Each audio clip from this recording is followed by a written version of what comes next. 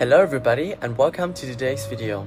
When you ask, that's fine, but Jesus said, don't stop there. Believe that you received what you asked for. Believe that your Father loves you so much, that He is so good, so kind, that He granted your request. Believe that He said yes to what you're asking for, yes to healing, yes to favor, yes to wisdom, yes to the breakthrough.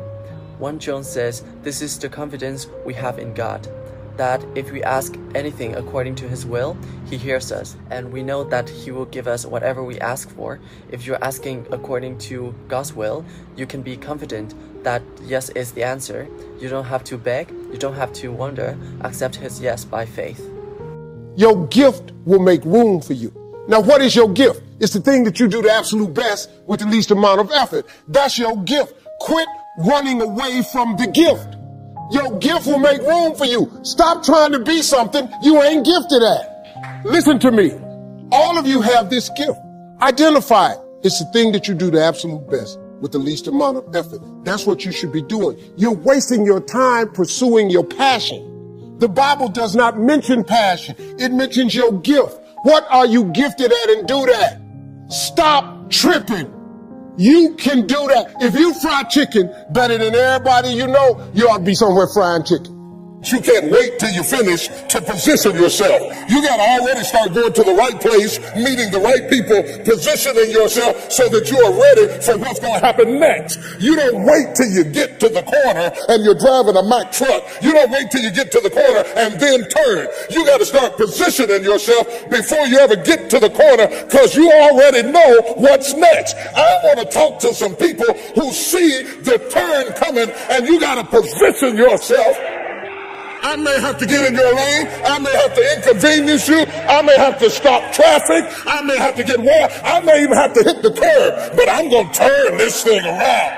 I'm going to turn this thing around. I will not live and die not turn this around. I will turn it around. Getting you head first into a position where the blessing of the Lord can overshadow you. The problem is, you may be very well educated and have never been taught this kind of stuff. They don't teach this at the college. They don't teach it at the university. You can have more degrees than a thermometer and be as broke as snot in a whiplash because you understand everything but how to pull yourself up out of this rut. Not just, God, I'm asking you to free me from this addiction. Help me to break this bad habit. That's good, but that in itself is not enough. Follow it up with, Lord, I receive your freedom. Lord, thank you that I am free. Not I'm going to be free. I'm hoping one day to break the addiction. I'm really struggling in this area. No, it's already happened. Now change your report from I'm hoping to it's already done. It's just a matter of time before what happened in the unseen realm shows up in the natural realm. See, you have to be healed in your spirit before you'll be healed in your body. You have to be prosperous in your spirit before you'll be prosperous in the natural. And if you believe that it's going to happen sometimes in the future, then there's no promise that it's going to happen. You have to receive it when you believe. You don't have to live worried, trying to convince God to do something. You can rest knowing that it's already done. At the right time, God will bring it from the unseen to the seen. This is a much better way to live. This takes all the pressure off. Now the test is when we don't see anything changing. Thoughts whisper, nothing happened. You didn't get healed on December 11th. You're just the same. You prayed, but you'll never meet the right person. Your business is not going to make it. Something would have been proved by now. Don't believe those lies. The enemy would love to talk you out of what God put in your spirit. You received it by faith. Now you have to walk by faith. Just because you don't see anything happening doesn't mean that God is not working. In the unseen realm, what you received in your spirit became a reality. It's just a matter of time before you see it show up. The moment you received what you believed for, things started lining up in your favor. Good breaks, the right people, healing, abundance started hitting your way. You want to be more disciplined? Get after it. That's it. Get up early. Do some kind of workout. Eat good foods. Clean your room. Make a list of things that you're supposed to do in your life, and then wake up in the morning and do those things.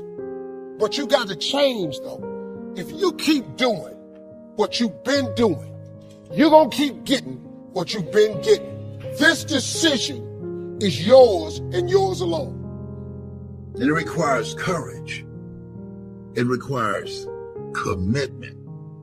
It requires collaboration with like-minded people. Self-discipline? All of us have a challenge with that. Because sometimes it's easy, and especially if you're working hard, doing the best you can, it's easy sometimes to let up and let it go. I will make mistakes, of course, because we're all human, but I'll try to remedy those mistakes and do the best job I can. That kind of self-discipline that understands how important your part is in all of the functions that work. But you know what? I know it's worth it to get up and get after it. I know it's worth it, and you know it's worth it. You have a decision to make. When I told you 2019 will be the best year of your life, but you have to claim it. You have to expect it to be the best year of your life.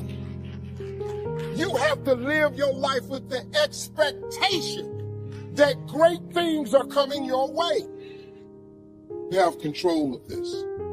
This belongs to you. This is yours. You're the captain. You're the master. You're the foreman. You're the general. You're the head. Don't give control of this to nobody. This road that I'm talking about, the road to life, is straight and narrow. In other words, it's lonely. Everybody won't take that road. It's challenging. Everybody won't take that road. It requires discipline. Everybody won't take that road. It requires perseverance. Everybody won't take that road. It's a mindset. It's not over until I win. Facing your fears.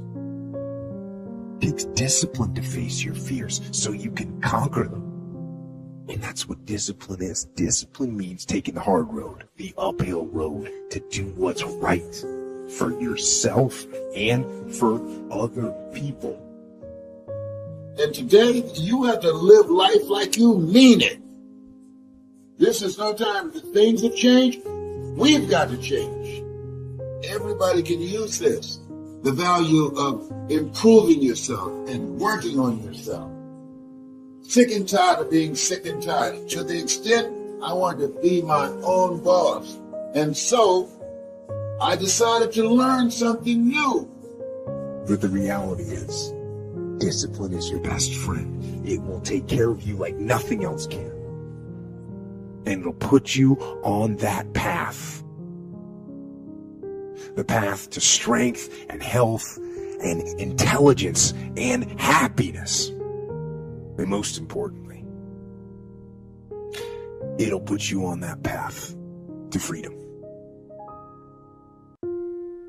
The disciplines is the miracle process. And here's how to get the miracle of your future going as far as disciplines are concerned. Number one, do what you can. You might go home and set a whole new pace for yourself, and we call it cleaning up neglect. Letters you haven't written, conversations you haven't had with your family, somebody you should sit down with when you get back home, get that job done. Don't let neglect destroy your days, destroy your life, and destroy your future. Go back and do what you can. And if you'll do what you can, then life will give you some extraordinary things to do. There is no getting around. Ain't no elevator to the top. You got to take the stairs. The elevator don't go to the top, man. Not in the world of success. You got to take the stairs. Y'all got to start getting gritty, man.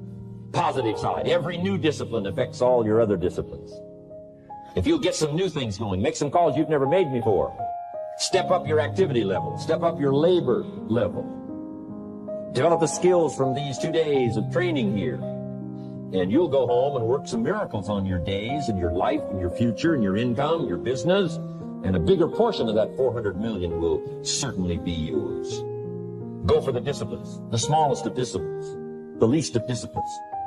You don't play with your future. You take charge of your future. Learn something new. And don't take forever to do it. Learn it from somebody who's accomplished and achieved what it is you want to achieve in the area that you love, that's you. I've been around the world, man, because I've traveled. But I traveled it because I've made myself uncomfortable. I have a life of convenience now. But in order to get the life of convenience, you got to have a very uncomfortable life. You got to get comfortable being uncomfortable. Stop trying to do everything the short way. I got news for you, man. It's not happening, young people. You got to get messed up sometime. But the fact of the matter is that the reason discipline is hard to maintain is because it is hard to maintain. That's what makes discipline hard. It's hard. But here's the key. One of the greatest extraordinary phrases that's ever been written from antiquity says, if you'll be faithful, if you'll be disciplined when the amounts are small, do not disregard the smallest of disciplines. Let us not neglect. Do not neglect the smallest of disciplines and build on that foundation, and you can have everything you could possibly want. Okay? Get going. And it is work to maintain the discipline. That's what it is. Work. Holding the line. Maintaining the standard. Giving no slack, none. That's the discipline. Life is too short and unpredictable to spend 8 or 60 hours a week doing something that's not you just to survive. Get an attitude to say, I'm not going out like this. And that's what I did. See, you have something special. You have greatness in you. Trust me on this. Work on you to improve you. And it starts with working on your mind. Envision what it feels like when you're done. When the thing is done. When the discipline has been implemented. Remember what that feels like. So work through the weakness. Fight through the temptation. Hold the line.